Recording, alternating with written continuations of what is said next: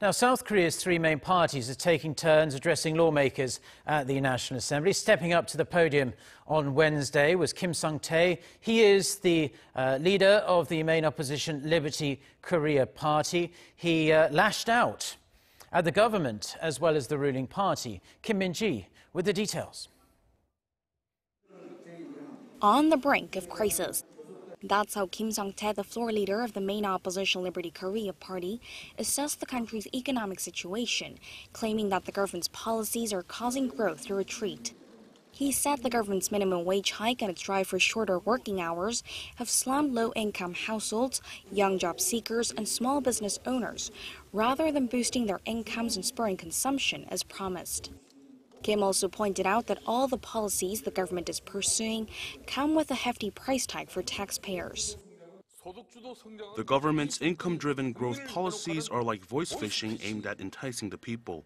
They may be sweet to hear, but at the end of the day, they will lead to collapse. The Moon Jae-in government is driving struggling people into greater despair. His comments come as recent economic data show sluggish job growth and a slowing economy.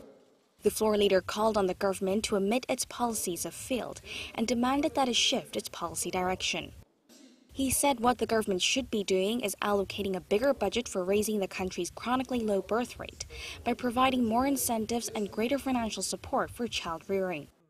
On North Korea, Kim said now is not the right time to ratify the Inter-Korean Summit declaration reached in April because it's too early to determine whether Pyongyang is fully committed to denuclearization.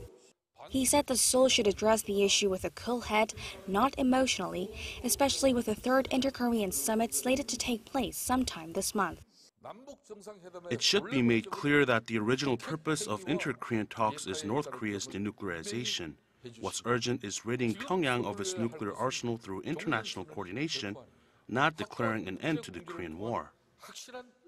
He also openly criticized the National Assembly Speaker, who has been calling for the ratification of the Summit Declaration, saying that it seemed as though he were the mouthpiece of the Blue House. The main opposition party had raised an issue, saying the Speaker wasn't keeping his political neutrality. Kim said that even if the Speaker has his roots in the ruling party, he should be independent from the presidential office and do his best to keep the government in check, to which the Speaker responded that he will absolutely not be swayed by the top office. Kim Min-ji, Arirang News.